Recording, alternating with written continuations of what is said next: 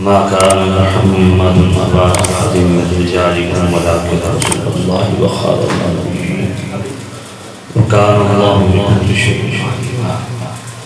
آمنت بالله صدق الله العلي العظيم وصدق رسوله النبي الكريم الأمين ونحن على ذلك من الشاهدين والشاكرين والحمد لله رب العالمين. الصلاة والسلام عليك يا سيدي يا رسول الله. الصلاة والسلام عليك يا سيدي يا حبيب الله.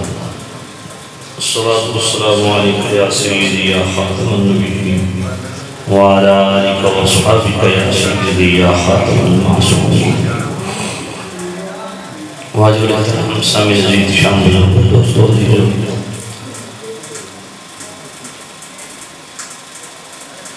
میں انتہائی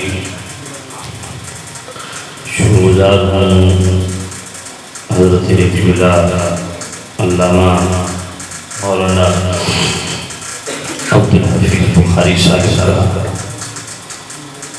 جنہوں نے اس ختم نبوت کانفرنس میں مجھے دعوت پیش فرمائی اور حکم دیا گیا. 4-5 دنوں سے شدید چیسٹ انفیکشن کھانسی طبیعت کافی خراب ہے. میں نے معذرت بھی چاہی لیکن حضرت نے حکم فرمایا کہ آپ کا آنا ضروری ہے چاہے مختصر وقت کے لیے ہو. تو میں انتہائی خیشات کے ساتھ چند گزارشات آپ کی خدمت میں عرض کروں گا.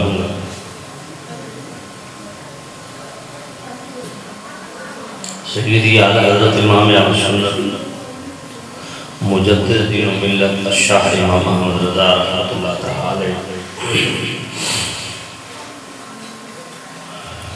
فتاوی رضویہ شریف کی 15ویں جلد کے آخر میں آپ نے 4 رسائل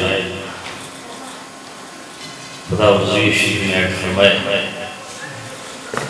پہلا رسالہ ہے السوء والعقاب علی المسیح الکذاب.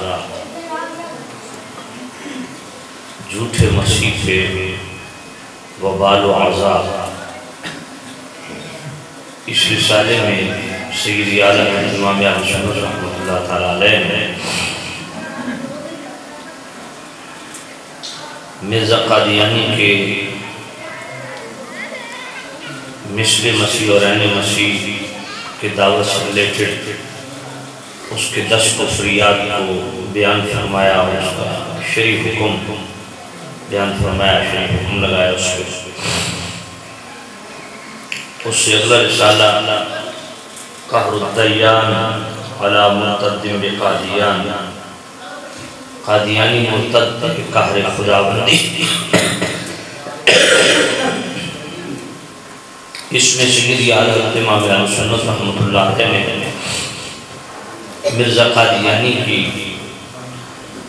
زبان درازی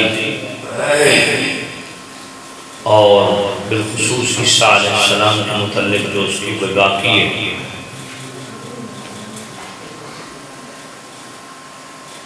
اس حوالہ سے سیدی اعلیٰ حضرت نے اس پہ گرفت فرمائی اور یہ ثابت کیا کہ مرزا قادیانی نبی تو دور کی بات ہے، اس کو ایک شریف نفس آدمی ثابت کرنا بھی ممکن نہیں. اس سے اگر رسالہ الجراز الدیانی علی مرتد بقادیانی، اس رسالے میں حیات مسیح کے حوالے سے چند اعتراضات کے جوابات اعلیٰ حضرت نے ارشاد فرمائے. اور آخری رسالہ جو کہ بڑا مرسوخ مقالہ ہے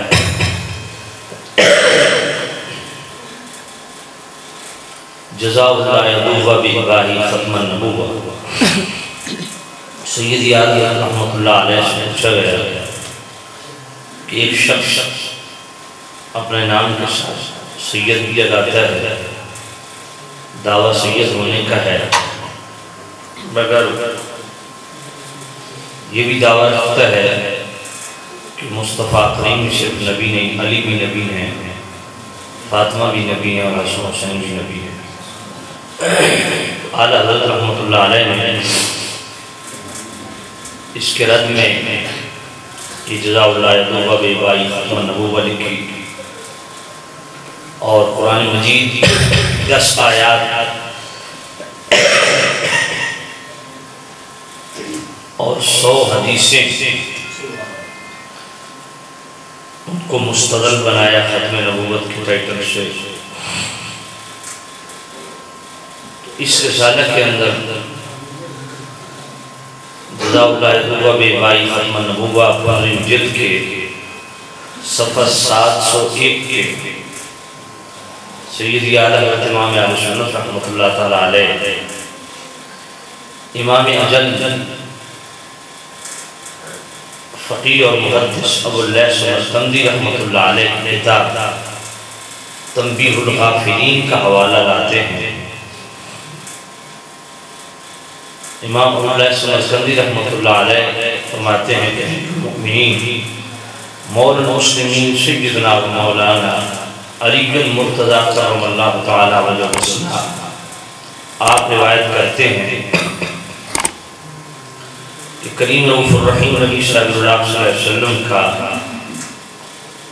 جب دنیاوی آخری وقت تھا، وقت وصال کے قریب، کریم رؤوف الرحیم نبی صلی اللہ علیہ وسلم نے تمام اہل مدینہ کو بلوایا اور منادی نے ندا دی کہ نبی پاک بلا رہے ہیں اہل مدینہ کو اور اپنی امت کو وصیت کرنا چاہتے ہیں۔ مولا علی فرماتے ہیں کہ یہ وہ وقت تھا، یہ وہ موقع تھا کہ اگر کوئی ماں اپنے بچے کو دودھ بھی پلا رہی ہے، اس نے بچے کا دودھ جھٹک دیا، کہا رسول اللہ بلا رہا ہے۔ کھانا بھی کھا رہا تھا، اس نے نوالا وہیں چھوڑ دیا کہ رسول اللہ بلا رہے ہیں۔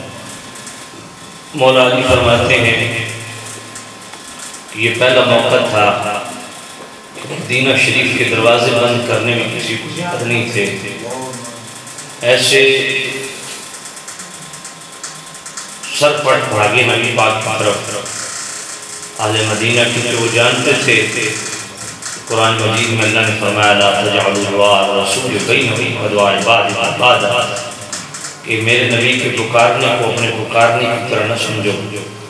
میرے نبی جب بلائے استجیبوا للہ وللرسول اذا دعاکم لما یحییکم، تو فی الفور بلا تاخیر لبیک بمعنی صادق کہتے ہوئے حاضر ہو جاؤ۔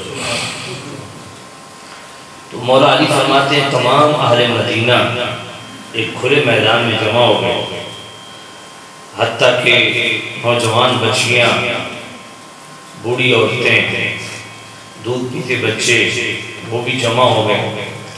عورتوں کے لیے الگ پورشن، مردوں کے لیے الگ پورشن، اور منبر سجایا گیا۔ میرے مجلس خطیب الاعظم کون ہے؟ فرمایا کریم رؤوف الرحیم نبی صلی اللہ علیہ وسلم زیب منبر ہوئے۔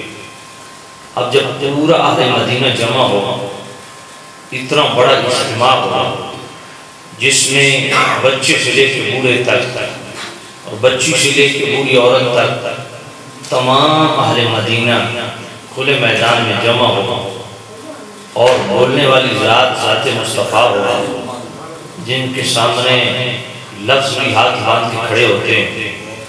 وہاں تو بولنے کے لیے مطالعے کی ضرورت نہیں پڑتی، تحقیق کی ضرورت نہیں پڑتی، کوئی جستجو اور تردد بھی نہیں ہے، جو بولتے ہیں تو وہی خدا ہوتی ہے۔ کریم رؤوف الرحیم نبی صلی اللہ علیہ وسلم زیر منبر ہوئے، تو کیا خیال ہے اتنا بڑا اجتماع ہوا تو کتنا لمبا خطاب ہونا چاہیے؟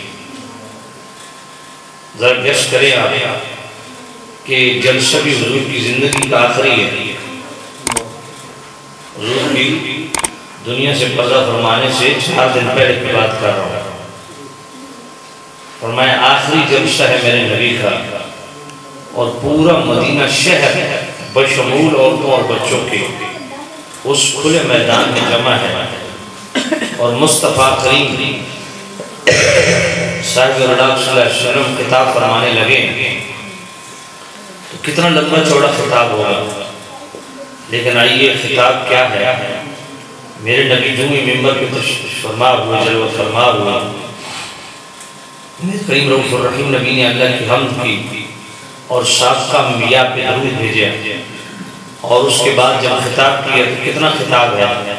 انا محمد بن عبداللہ بن عبد المطلب بن ہاشم العربی الحرمی المکی لا نبی بعدی، اور ممبر چھوڑ دیا۔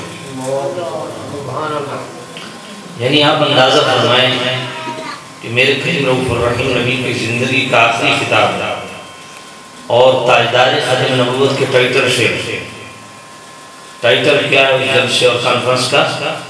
تاجدار ختم نبوت، اور خطاب بھی ختم نبوت پہ، اور خاتم النبیین خود خطیب ہیں، اور خطاب کتنا ہے بھئی؟ حضور کا نام محمد ہے، ساری دنیا جانتی ہے، والد گرامی کا نام عبداللہ ہے، ساری دنیا جانتی ہے، دادا عبدالمطلب ہے، ساری دنیا جانتی ہے، آپ ہاشمی ہیں، مکہ کے رہنے والے ہیں، حرم کے رہنے والے ہیں، ساری دنیا جانتی ہے۔ خطاب کیا ہے؟ لا نبی بعد، بس اس سے خطاب نہیں، اس سے آگے خطاب نہیں۔ اب لا نبی بعد فرما کے ممبر چھوڑ دیا کہ میرے بعد کوئی نیا نبی نہیں آئے گا۔ اس کا ترجمہ میں نیا نبی کیوں اس میں ایڈ کر رہا ہوں؟ اس لیے کہ میرے یہی اعتراض اٹھاتے ہیں کہ حضرت عیسیٰ علیہ السلام نبی تھے تو وہ دوبارہ آئیں گے یا نہیں آئیں گے؟ آئیں گے۔ تو پھر جناب حدیث تو کہتی ہے کوئی نبی نہیں آئے گا، اس لیے میں کہہ رہا ہوں نیا نبی نہیں آئے گا، وہ پہلے سے نبی تھی، نیا نبی کوئی نہیں آئے گا۔ تو میرے کریم رؤوف الرحیم نبی صلی اللہ علیہ وسلم نے نبوت کی حساسیت کو گویا ارشاد فرمایا کہ لوگوں میری زندگی کا آخری جلسہ ہے اور یہ آخری کانفرنس ہے اور میرا آخری پیغام ہے، اور آخری پیغام یہی ہے کہ آخری نبی میں ہوں۔ یعنی یہ کمپلیٹ خطاب، آج کامیاب خطاب وہ گردانا جاتا ہے جس میں کچھ 6-7 گھنٹے کے جناب لمبا چوڑا فلسفہ بیان ہو، کوئی لمبا چوڑا جناب تحقیق بیان ہو۔ میرے کریم رؤوف الرحیم نبی نے اتنا عظیم الشان جلسہ خود اہل مدینہ کو بلوایا، اور حساسیت کتنی ہے کہ کوئی عورت بھی گھر میں رہنے نہ دی، کوئی بیٹا اور بیٹی بھی گھر میں نہ رہے، فرمایا پورے مدینے والوں کو بلا لو۔ بھائی اتنا بڑا اجتماع ہو، اتنا بڑا اجتماع ہو، ہزاروں کی تعداد، اور مصطفیٰ کریم خطاب کریں، اور خطاب کتنا لا نبی بعد، تو اس سے پتہ چلتا ہے کہ ختم نبوت کتنا حساس معاملہ ہے۔ اس کی حساسیت مصطفیٰ کریم کے ہاں کتنی ہے کہ آخری جلسہ بھی ختم نبوت کے ٹائٹل سے، اور خطاب بھی صرف لا نبی بعد ہے تاکہ ہر بندے کو یاد رہے، ہر بندے کو یہ سبق یاد رہے۔ یہ مصطفیٰ کریم صاحب، اور یہ بھی یاد رکھیں آپ، مصطفیٰ کو صرف نبی ماننا کافی نہیں ہے، صرف رسول ماننا کافی نہیں ہے۔ جو بندہ کہے میں مصطفیٰ کو اپنا رسول مانتا ہوں، میں مصطفیٰ کو نبی مانتا ہوں، تو اسے کہو کہ نہیں، یہ ادھورا قول ہے، پورا کرو۔ دور حاضر میں اس کی اشد ضرورت ہے۔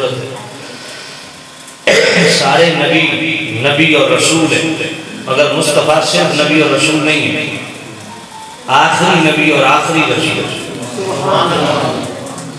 آخری نبی اور آخری رسول۔ مرزا یہ کہتے ہیں نا کہ ہم مصطفیٰ کو رسول مانتے ہیں، نبی مانتے ہیں، تو آپ ہمیں کافر کیوں کہتے ہیں؟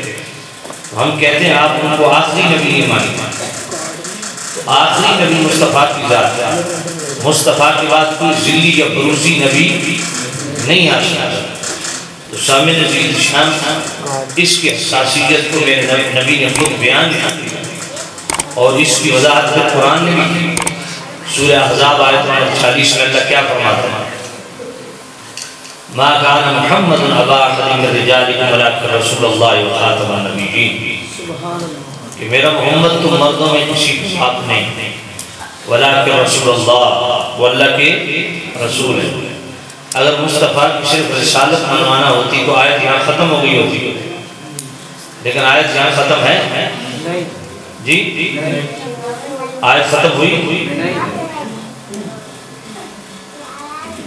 میں دیکھ رہا ہوں آپ کافی دیر سے باتیں کر رہے ہیں، میں قرآن پڑھ رہا ہوں، حدیث پڑھ رہا ہوں۔ کریم رؤوف الرحیم نبی صلی اللہ علیہ وسلم کے غلاموں، اگر مصطفیٰ کی صرف رسالت منوانا ہوتی تو ولیکن رسول اللہ پہ آیت ختم ہو گئی ہوتی، ایسے ہی ہے، لیکن یہاں آیت ختم نہیں ہوتی، ولیکن رسول اللہ، آگے آپ خود آیت پڑھیں انشاءاللہ ثواب بھی ملے گا، عقیدہ بھی ملے گا۔ ولیکن رسول اللہ وخاتم النبیین، اس کا مطلب یہ ہے کہ مصطفیٰ کریم کو صرف رسول ماننا کافی نہیں، آخری نبی اور آخری رسول ماننا کافی نہیں۔ اب خاتم یا خاتم لغوی بکھیڑوں میں پڑھنے کی بجائے سیدھا سیدھا اس کا مطلب حضور سے سمجھ لیتے ہیں۔ جامع الترمذی حدیث نمبر 2272، میرے کریم رؤوف الرحیم نبی نے فرمایا ان الرسالۃ والنبوۃ قد انقطعت فلا رسول بعدی ولا نبی۔ میرے کریم رؤوف الرحیم نبی نے فرمایا اللہ نے رسالت و نبوت مجھ پہ منقطع کر دی۔ کیا مطلب؟ فرمایا مجھ پر نبوت و رسالت کا اختتام ہو چکا، میرے بعد نہ کوئی رسول آئے گا نہ نیا نبی۔ ہاں دعوت کرنے والے آئیں گے، جس طرح جامع الترمذی کی حدیث نمبر 2219 میں میرے کریم رؤوف الرحیم نبی نے خود نشاندہی فرمائی سیکون فی امتی ثلاثون کذابون، میرے کریم نبی نے فرمایا میری امت میں 30 جھوٹے پیدا ہوں گے، 30 کذاب پیدا ہوں گے۔ ان کا کذب کیا ہوگا؟ کلہم یزعم انہ نبی، وہ 30 کے 30 یہ دعویٰ کریں گے کہ ہم نبی ہیں۔ انا خاتم النبیین، فرمایا میں آخری نبی ہوں۔ یا نبی لا آخری نبی کا مطلب کیا ہے؟ فرمایا لا نبی بعدی، میرے بعد کوئی نبی نہیں۔ تو سامعین عزیز شام ختم نبوت کا حقیقی مفہوم معنی مطالب کیا ہے؟ خود زبان رسالت سے ہم نے سیکھ لیا کہ مصطفیٰ کے بعد اگر کسی نے نبوت کا دعویٰ کیا اسی طرح کا بھی دعویٰ تو وہ کذاب ہے، وہ جھوٹا ہے۔ وہ کیا ہے؟ جھوٹ ہے کوئی بھی۔ اور نبی پاک نے خود امت کو بیدار کیا اور خبردار کیا کہ دعویٰ کرنے والے آئیں گے۔ اس لیے عملی طور پہ بھی کریم رؤوف الرحیم نبی نے اپنا اسوہ دیا۔ اب لقد کان لکم فی رسول اللہ اسوۃ حسنہ، آج یہ پانی کس طرح پینا ہے اس کے لیے تو پڑھی جاتی ہے، کھانا کس طرح کھانا ہے اس کے لیے تو پڑھی جاتی ہے۔ تو میں نے کہا جس میرے محبوب نبی نے پانی پینے کا سٹائل بھی بتایا، کھانا کھانے کا سٹائل بھی بتایا، جس محبوب نبی نے مسجد میں داخل اور خارج ہونے کے طریقے بتائے، جس محبوب نبی نے بیت الخلاء میں جانے اور واپس پلٹنے کے بھی طریقے بتائے، کیا وہ میرے نبی اس حوالت سے ہمیں اسوہ اور اپنا طریقہ نہیں دیں گے، اپنی سیرت سنت نہیں دیں گے کہ میرے بعد اگر کوئی میری نبوت پہ حملہ آور اور نبی ہونے کا دعویٰ کرے تو پھر میرا اسوہ کیا دیں گے یا نہیں دیں گے؟ اور میرے نبی نے وہ اسوہ دیا، یہ طرز و طریق بھی دیا۔ اسود انسی نے مصطفیٰ کی اس ظاہری زمانے میں نبوت کا دعویٰ کیا، اسی طرح طلیحہ ازدی نے بھی حضور کو ظاہری زمانے میں نبوت کا دعویٰ کیا۔ اسود انسی نے یمن کے گورنر کو قتل کر کے خود تخت پہ بیٹھ گیا اور نبوت کا دعویٰ دیا۔ اور میرے نبی نے حضرت فیروز رضی اللہ تعالیٰ عنہ صحابی رسول ان کو بھیجا کہ جا کے اس کو قتل کر کے آیا۔ وہ گئے، انہوں نے سر اس کو اتارا یمن میں، اور مصطفیٰ کریم بیٹھے ہیں مسجد نبی کے شین میں، اور میرے نبی نے مسجد نبی کے شین میں بیٹھ کے فرمایا فاز فیروز، فیروز کامیاب ہو گیا۔ گویا جو ختم نبوت کا کام کرے اس کو کامیابی کی سند دربار رسالت سند۔ اسی طرح طلیحہ ازدی اس نے نبوت کا دعویٰ کیا اور ایک جتھا تیار کر لیا. تو میرے کریم رؤوف الرحیم نبی صلی اللہ علیہ وسلم نے حضرت دوار بن حضور رضی اللہ تعالیٰ عنہ کو ایک پوری انصاری جماعت دے کے بھیجی. فرمایا جا کے اس کا قلع کما کرو. وہ تو بیچ میں کھسک گیا لیکن اس کے جتنے بھی متعلقین تھے ان کو صحابی رسول نے ٹھکانے لگایا. اور پھر مسلمہ کذاب نے جو نبوت کا دعویٰ کیا تھا، یہ میرے کریم رؤوف الرحیم نبی مصطفیٰ کی زندگی کے آخری ایام تھے، اس نے نبوت کا دعویٰ کیا. اور اس کے ساتھ صحابہ نے کیا کیا؟ خلیفۃ المسلمین، خلیفۃ الرسول، امیر المومنین، مولا المسلمین، سیدنا و مولانا صدیق اکبر عتیق اطہر علیہ رضوان اجل الازہر. آپ نے کیا کیا؟ ساری دنیا جانتی ہے اتنا مضبوط اجماع امت کا ختم نبوت کے حوالے سے ہوا. اتنا قوی اجتماع جو سب سے پہلے اور سب سے بڑا ہوا وہ ختم نبوت کے حوالے سے ہوا. تو سامعین عزیز شام عرض کر دیا ہے کہ ختم نبوت دربار رسالت میں وہ حساس معاملہ ہے کہ میرے کریم رؤوف الرحیم نبی نے اپنی زندگی کے آخری ایام میں باقاعدہ ختم نبوت کانفرنس کا انعقاد کیا، خود لوگوں کو بلوایا. سبحان اللہ. اس لیے ختم نبوت کے ٹائٹل سے پروگرام کرنا، لوگوں کو بلوانا، گویا یہ سنت مصطفیٰ ہے. اور اس کا حکم دینا، لوگوں کو بلا کے لانا، منادی کرنا، یہ صحابہ کا طریقہ اور طرز ہے. تو سامعین عزیز شام اتنا حساس مسئلہ ہے کہ آخری وقت حضور نے بطور وصیت ختم نبوت ڈیلیور کی اپنی امت. وصیت یہی کی.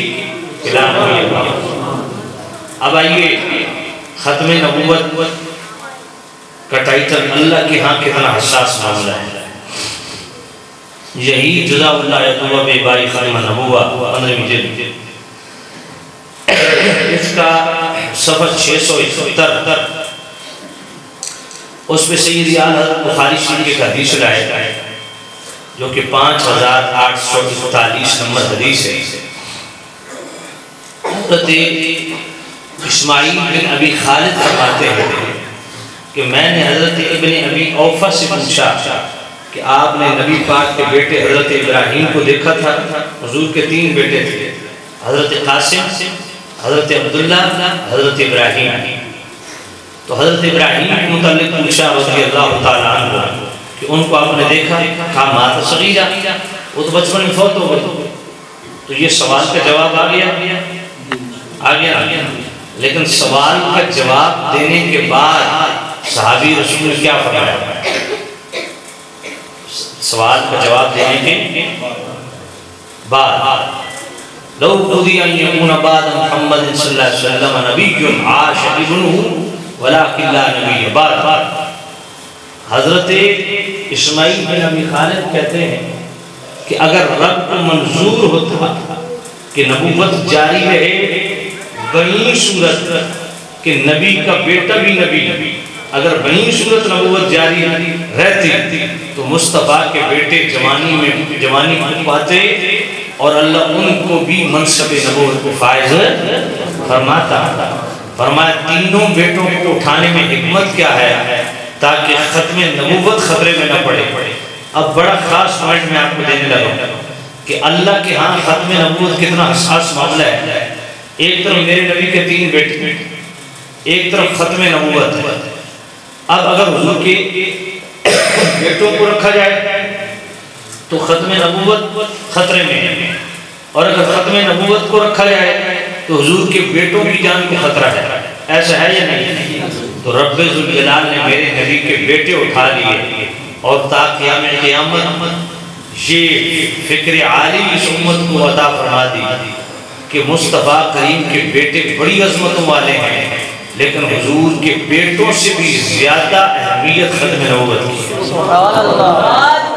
شام آقا کریم صلی اللہ علیہ وسلم کے بیٹے وہ اللہ نے لے لیے ختم نبوت کو باقی رکھنے کے لیے. اب حضرت ابو مسلم خولانی کی قربانیاں بعد میں بیان کیجئے گا، حضرت خبیب کی قربانیاں بعد میں بیان کیجئے گا. جنگ یمامہ کے شہداء کا تذکرہ بعد میں کیجیے گا، وہ 1200 شہادتیں ہمارے لیے بہت اہم ہیں، لیکن یہ ساری قربانیاں بعد میں ہوئی ہیں۔ سب سے پہلے ختم نبوت پہ میرے نبی نے خود اپنے 3 بیٹے قربان کیے۔ تو سامع عزیز شان، ختم نبوت کی حساسیت کے حوالے سے آپ کی خدمت میں عرض کرنا تھا کہ یہ کتنا عظیم الشان اور کتنا اہم اور کتنا حساس معاملہ ہے ختم نبوت، اللہ کی بارگاہ میں اور رسول اللہ کی بارگاہ میں اور صحابہ کرام رضوان اللہ علیہم اجمعین اس کو کتنا حساس سمجھتے تھے۔ اللہ کی بارگاہ میں کتنی حساسیت ہے وہ میں نے عرض کر دیا۔ ختم نبوت رسول اللہ کی بارگاہ میں کتنا حساس معاملہ ہے وہ بھی عرض کر دیا۔ اب مصطفیٰ کی بارگاہ میں ڈائریکٹ مصطفیٰ سے تعلیمات لینے والے اور فیضان رسالت سے نصرت و تاثیر پانے والے صحابہ کے ہاں ختم نبوت کتنا اہم مسئلہ ہے۔ اب اس کے لیے ایک ہی ریفرنس کافی ہے کہ جب نبی پاک دنیا سے پردہ کر گئے تو حالات کتنے کٹھن تھے، کتنے کشیدہ تھے اور سنجیدہ تھے کہ باطل قوتوں نے یکدم سر اٹھانا شروع کر دیا اور اسلام کو دیوار سے لگانے کی سازشیں ہونے لگی۔ اس وقت اتنے حساس اور اتنے سنجیدہ ماحول میں بھی حضرت عمر نے عرض بھی کیا ہے صدیق اکبر مسیلمہ کذاب کا معاملہ وہ ذرا تھوڑی دیر کے لیے ملتوی کر لیں، ذرا ریاست مدینہ کو مضبوط کر لیں، اس کے بعد دیکھا جائے گا۔ تو سیدنا صدیق اکبر نے فرمایا مدینہ رہے نہ رہے، مدینہ کے لوگ رہیں نہ رہیں، میں یہ برداشت نہیں کرتا کہ کوئی نبوت کا دعویٰ کرے اور صدیق اکبر کی خلافت میں وہ زندہ بھی رہے۔ تو یہ اتنا حساس معاملہ تھا کہ جنہوں نے ڈائریکٹ مصطفیٰ سے تعلیم پائی ان کے ہاں کتنا حساس معاملہ ہے۔ اور پھر سب سے پہلے یہ قدم لینے والا کون ہے؟ یہ ہستی کون ہے؟ یہ وہ ہستی ہے جن کے متعلق مستدرک الصحیحین کے اندر بھی روایت موجود ہے، مسند احمد کے اندر بھی روایت موجود ہے، کنز العمال کے اندر بھی موجود ہے، القامل ابن عدی کے اندر بھی موجود ہے، حضرت عبداللہ بن مسعود بھی اس کے راوی ہیں، حضرت ابو درداء بھی اس کے راوی ہیں، حضرت انس بن مالک بھی اس کے راوی ہیں۔ حضور نے فرمایا انی لا ادری ما بقائی فیکم فاقتدوا بالذین من بعد ابی بکر، فرمایا لوگوں زندگی کا پتہ نہیں ہے، یاد رکھنا میرے بعد میرے ابو بکر کی اقتداء کو لازم سمجھنا۔ تو صدیق اکبر وہ ہیں جن کی اقتداء کو نبی پاک نے اپنے بعد امت پر لازم فرمایا۔ علیکم بسنتی و سنت الخلفاء راشدین، خلفاء راشدین کا اتباع بھی لازم ہے۔ تو شامل شام خلیفہ راشد حضرت سیدنا صدیق اکبر جو خلیفۃ الرسول ہیں، مصطفیٰ کے نائب مناب ہیں، جنہوں نے ڈائریکٹ حضور کی بارگاہ میں رہ کے دین سیکھا اور دین کا حقیقی مفاہیم و مطالب بالخصوص ختم نبوت کی حساسیت کو لیا۔ سیدنا صدیق اکبر نے مدینہ کو داؤ پہ لگا دیا، اہل مدینہ کو داؤ پہ لگا دیا، پر ختم نبوت پہ کوئی کمپرومائز نہیں۔ اور آپ دیکھیں کل اسلامی غزوات میں 259 شہید ہوئے، صرف جنگ یمامہ جو محض ختم نبوت کی جنگ ہے اس میں 1200 صحابہ شہید ہوئے۔ تو صحابہ کے ہاں کتنا حساس معاملہ ہے۔ اور آپ دیکھیں مجموع الزوائد کی 5ویں جلد ہے، صفحہ 180 ہے، اور علامہ شیبانی کی الاحاد والمسانی اس کا پہلی جلد صفحہ 74 ہے۔ حضرت نعمان بن بشیر رضی اللہ تعالیٰ عنہ روایت کرتے ہیں کہ صحابی رسول حضرت زید فوت ہو گئے، ان کے فوت ہو چکنے کے بعد ان کی تدفین کے لیے ہم ان کے گھر گئے۔ جب ان کو غسل دینے لگے، بڑی کمال کی روایت ہے، جب غسل دینے لگے تو فوت شدہ حضرت زید اٹھ بیٹھے اور اٹھ کے کیا فرمایا؟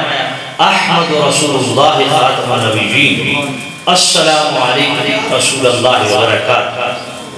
یعنی صحابی رسول نے فوت ہو چکنے کے بعد پھر اٹھ کے جو نعرہ لگائے وہ دو نعرے، ایک ختم نبوت کا نعرہ، ایک یا رسول اللہ کا نعرہ۔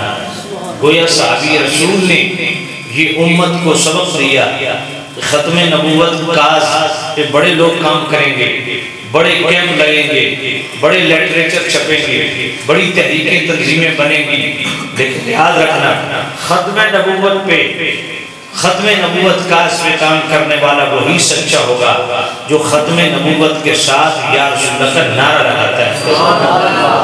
اس لیے آپ سنتے ہیں اہل سنت میں یہ نعرہ تاجدار ختم نبوت کے بعد جو لبیک یا رسول اللہ کا لگتا ہے نا، یہ در حقیقت صحابہ کی فکر ہے۔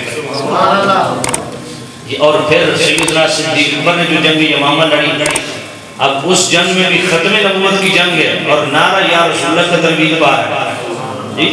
اس سے یہ بھی پتہ چلتا ہے کہ ختم نبوت پہ کام کرنے والے بتیرے ہیں، لیکن سچے وہی ہیں جو ختم نبوت کا دعویٰ رکھتے ہیں اور یا رسول اللہ کا عقیدہ رکھتے ہیں۔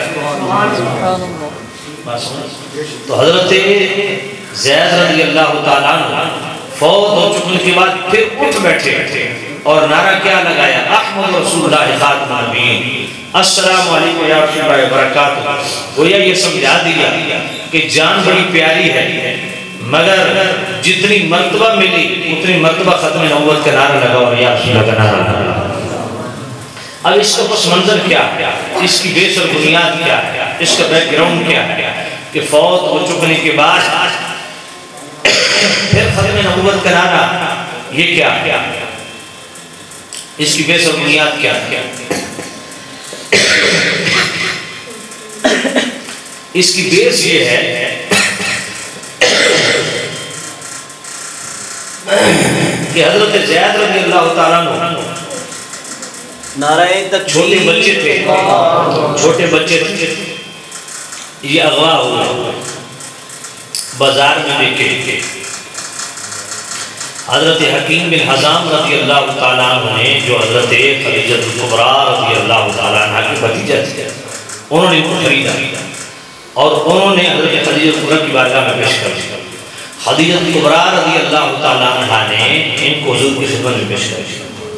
یہ وہی حکیم بن حزام ہیں جن کے متعلق مسلم شریف کی حدیث ہے کہ یہ بیت اللہ کے اندر پیدا ہوئے۔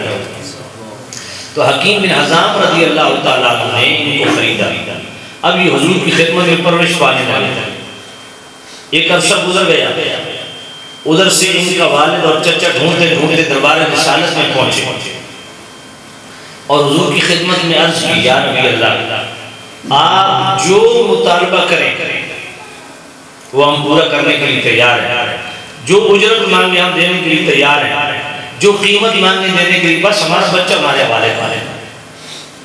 نبی پاک نے ایک ایسا جملہ بولا کہ اتنا رزق والا جملہ سوائے مصطفیٰ کے اور کوئی نہیں بول سکتا۔ میرے نبی نے فرمایا میں تمہارے بیٹے کو بلاتا ہوں، وہ خود تمہارے ساتھ جانا چاہے تو لے جانے، زبردستی نہیں لے جانے دوں گا۔ ذرا آپ سوچئے کہ جو اتنے عرصے سے ماں باپ سے بچھڑا بچہ ہے وہ تو ماں باپ کو سن کے تڑپ جائے گا، لیکن آپ اندازہ کریں میرے نبی کا یہ فرمانا، اگر وہ خود جانا چاہے تو لے جانا، زبردستی نہیں لے جانے دوں گا۔ اس کا مطلب کیا ہے؟ گویا میرے نبی یہ فرمانا چاہتے ہیں کہ ٹھیک ہے ماں باپ نے بڑا پیار دیا ہوگا زید کو، پر جو پیار میں نے دیا وہ نہ ماں دے سکتی ہے نہ باپ دے سکتی ہے۔ اب یہی معاملہ ہوا جب حضرت زید آئے نا، کریم رؤوف الرحیم نبی کے سامنے بیٹھے، باپ اور چچے ادھر بیٹھے، کبھی جناب زمین کو تکتے ہیں، کبھی چہرہ رسالت دیکھتے ہیں، کبھی چہرہ رسالت تکتے ہیں، کبھی زمین کو دیکھتے ہیں۔ تو نبی پاک نے فرمایا زید تیرا باپ بیٹھا ہے، چچا بیٹھا ہے، یہ تجھے لینے آئے ہیں۔ اللہ، حضرت زید نے جملہ کیا بولا؟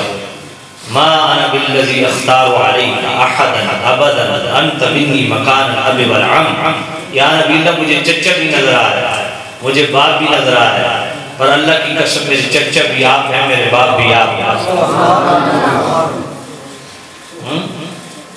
تو سامنے نجیب شام حضرت زید رضی اللہ تعالیٰ عنہ جب اپنے اس ارادے کو ظاہر فرمایا تو میرے نبی نے فرمایا اب بھی کیا ارادہ ہے اس کو لے جانے کا؟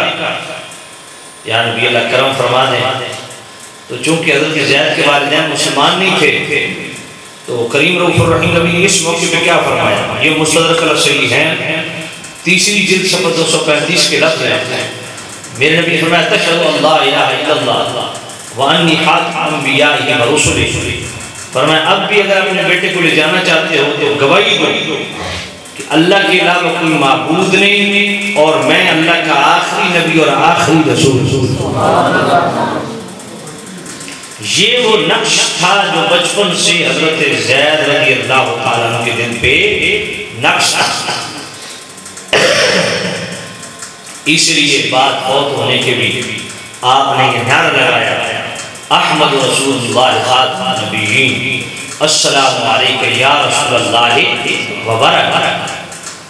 سامع عزیز شام، اب دیکھیں ایک بچہ کسی کا فوت ہو تو کتنا کڑا امتحان ہوتا ہے، اور میرے نبی کو اللہ نے 3 بیٹے دیے۔ کتنے؟ 3۔ اور یک بار کی وہ تینوں اٹھا لیے گئے۔ اپنے ایمان سے بتائیں یہ تھوڑی آزمائش ہے۔ حضور کا ایک بیٹے حضرت ابراہیم جب فوت ہوئے نا تو حضور کی آنکھوں میں آنسو آ گیا۔ صحابہ نے عرض کیا یا اللہ آپ اللہ کے نبی ہیں، بڑے حوصلے والے، آپ بھی رو رہے ہیں۔ حضور نے فرمایا یہ میرا رونا اس بات پہ دلالت کرتا ہے کہ میں اللہ کا نبی بھی ہوں، لیکن میرے دل میں ایک باپ، میرے سینے میں ایک باپ کا دل بھی ہے، تو میں باپ ہونے کی حیثیت سے مجھے رنج ہے۔ تو 3 بیٹے جب اٹھا لیے جائیں تو کتنا رنج ہوگا، لیکن یہ ہے ختم نبوت کی حساسیت۔ اس لیے ہم کہتے ہیں کہ حضور کے بیٹے تو حضور کی اصل ہے، اگر نبی بنتے تو حضور کی اصل نبی بنتے۔ اللہ نے ان کو اٹھا لیا، بھئی نبی بنتے تو حسن حسین بنتے، جو حسن سر سے لے کے ناف تک اور جو حسین ناف سے لے کے پاؤں تک شبیہ مصطفیٰ ہے، انہیں رسول ہے، تو وہ نبی بنتے۔ اللہ تعالیٰ نے اصل کو بھی اٹھا لیا، ان کو نبی نہیں بنایا۔ تو جو ہوئی بد نسل،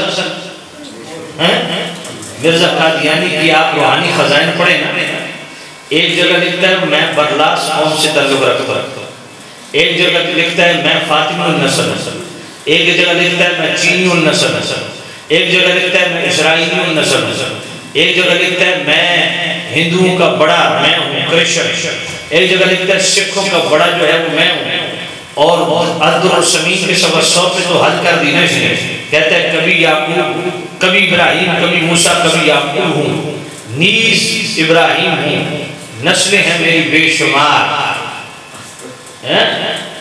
اتنی سخی ماں کا بیٹا ہے جس نے ہر قوم کو راضی کیا۔ تو یہ جو بد نسل ہے، بد نسل بھی نبی بن سکتے ہیں، حضور کی اصل نبی نہ بن سکتے۔ تو بات ہی ختم۔ نبی ہوتے تو حضرت عمر نبی ہوتے، جن کے متعلق میرے نبی نے فرمایا لو کان بعدی نبی لکان عمر بن الخطاب، حضور نے فرمایا میرے بعد نبوت کا دروازہ کھلا ہوتا تو عمر نبی ہوتی۔ دیکھیں نا یہ تو سب سے بڑی ڈنڈی ماری ہے مرزے نے۔ اور پھر جامع الترمذی میں میرے نبی فرمایا انت منی بمنزلۃ ہارون و موسیٰ الا انہ لا نبی بعد۔ حضور نے فرمایا اے علی تیری حیثیت میرے نزدیک ہوئی ہے جو موسیٰ کے سامنے ہارون کی تھی، فرق یہ ہے کہ وہ دونوں نبی تھے، میرے بعد نبوت کا دروازہ بند ہے، وگرنہ علی تو بھی نبی ہوتا۔ جب مولا علی نبی نہ بن سکے، حضرت عمر نبی نہ بن سکے، میرے نبی کے بیٹے نبی نہ بن سکے تو اور کون بن سکتا؟ پھر ان سب کے امام جو مولا علی کے بھی امام ہیں، جو حضرت عمر کے بھی امام ہیں، جو حسن حسین کے بھی امام ہیں، جو امام الصحابہ و اہل بیت ہے سیدنا صدیق اکبر۔ اگر حضور کی قربت کی وجہ سے کوئی نبی بنتا تو صدیق اکبر بنتے۔ بات سمجھیں؟ مرزا قادیانی نے روحانی خزائن کی جو 18ویں جلد ہے، 23 جلدوں کی مشتمل ہے، اس کتاب میں سارے رسائل ملا کے نا روحانی خزائن، اس میں اس کے سارے رسائل موجود ہیں۔ اس کی جو 18ویں جلد ہے نا اس میں ایک چھوٹا سا رسالہ ہے نزول المسیح، اگر وہ روحانی خزائن سے الگ ملے اس کا صفحہ 5 ہے، اگر الگ نہ ملے روحانی خزائن کے اندر اس کو ڈھونڈیں تو صفحہ 381 پہ یہ حوالہ موجود ہے روحانی خزائن۔ مرزا قادیانی کہتا ہے کہ میں حقیقی نبی نہیں ہوں، میں باعتبار ذلیت کاملہ کے نبی اور رسول ہوں، یعنی مصطفیٰ کریم کے میں اتنا قریب ہو گیا، ان کی اطاعت و فرما برداری کرتے کرتے ان کے اتنے قریب ہو گیا کہ ان کا ذل بن گیا، عکس فیضان پرتو بن گیا، تو میں حقیقی نبی نہیں ہوں، ذلی نبی نہیں۔ سوال میرا یہ ہے کہ مصطفیٰ کریم کے سب سے زیادہ قریب مرزا رہا ہے یا صدیق اکبر رہے؟ اگر مصطفیٰ کی قربت کی وجہ سے کوئی نبی بن سکتا ہے تو جو مصطفیٰ کی اتنے قریب ہیں، جو مقام قربت فتحون پہ موجود ہیں، محی الدین ابن عربی فتوحات مکیہ میں لکھتے ہیں، اور پھر سیدی اعلیٰ امام اہل سنت رحمۃ اللہ علیہ اسی رسالے میں، اسی جزا اللہ عدو و بیوائی ختم نبوہ میں صفحہ 580 میں لکھتے ہیں محی الدین ابن عربی کا حوالہ۔ محی الدین ابن عربی فرماتے ہیں ایک ہے مقام صدیقیت، ایک ہے مقام فردیت۔ مقام صدیقیت سے اوپر ہے مقام نبوت۔ ادھر میری طرف دیکھیے گا، محی الدین ابن عربی فرماتے ہیں شیخ اکبر کہ ایک ہے مقام صدیقیت، اوپر ہے مقام رسالت۔ کا مقام صدیقیت اور مقام رسالت کے درمیان مقام نبوت کے قریب ترین ایک مقام ہے جس کو کہتے ہیں مقام قربت فردون۔ اس پہ صرف ایک ذات فائز ہے جس کو کہتے ہیں حضرت ابوبکر صدیق رضی اللہ عنہ۔ تو بھئی اگر قربت کی وجہ سے کوئی نبی بنتا تو صدیق اکبر نبی ہوتے، جن کو میرے نبی نے خود اپنا نائب بنایا۔ مروا ابا بکر فلیصلی بالناس، یعنی حضور کا سجادہ نشین۔ اس مصلی کو کیا کہتے ہیں؟ سجادہ۔ ہم جاہلوں کے گلے میں پھری مریدی ڈال دی ہے نا، جو جاہل ہوتا ہے کوئی سمجھ نہیں آتی، مدرسے کا منہ نہیں دیکھا، دین کے بنیادی مسائل سے واقف نہیں ہے، وہ پیر بن گیا، پتہ ہی نہیں ہے خلافت ملی کہاں سے، عالمی ہے یا نہیں ہے۔ تو سامعین عزیز، شام مصطفیٰ کے وارث، حضور نے اپنی اولاد کو بھی اپنا وارث نہیں کہا، بات سمجھ نہیں ہے۔ سیدوں کو بھی حضور نے اپنے وارث نہیں کہا، وارث کا تو العلماء ورثۃ الانبیاء، حضور کے وارث علماء ہیں، بات سمجھیں۔ تو سامعین عزیز، شام صدیق اکبر وہ ہیں جو حضور کے سجادہ نشین، جانشین، نائب، خلیفہ خلافت۔ مولا علی جیسی ہستی ہمیں فرماتی فاخترنا لدنیانا من رضیہ رسول اللہ صلی اللہ علیہ وسلم لدیننا، فرمایا ہم نے ابوبکر کو دنیا کی خلافت کے لیے شورئی سسٹم میں اس لیے چنا ہے کہ نبی پاک نے اپنی زندگی میں ان کو ہمارا دین کا امام بنایا تھا۔ اب جو لوگ کہتے ہیں کہ ظاہری خلافت اور ہوتی ہے، باطنی خلافت اور ہوتی ہے، روحانی خلافت اور ہوتی ہے، ان سے پوچھو کہ سید مولا علی تو یہ فرماتے ہیں کہ دین کا امام نبی پاک نے ابوبکر کو بنایا، تو یہ روحانی خلافت جو ہے یہ بے دین سے چلتی ہے یا دین سے چلتی ہے؟ دین سے چلتی ہے، تو دین کا امام کس کو مصطفیٰ نے بنایا؟ صدیق اکبر۔ تو سامعین عزیز، شام اگر مصطفیٰ کریم کی اطاعت اور قربت کی وجہ سے کوئی نبی بن سکتا تو صدیق اکبر نبی ہوتے، حسن و حسین نبی ہوتے، میرے نبی کے بیٹے نبی ہوتے، حضرت عمر نبی ہوتے، مولا علی نبی ہوتے، جن کے متعلق میرے کریم رؤوف الرحیم نبی نے ایسے فرامین ارشاد کیا۔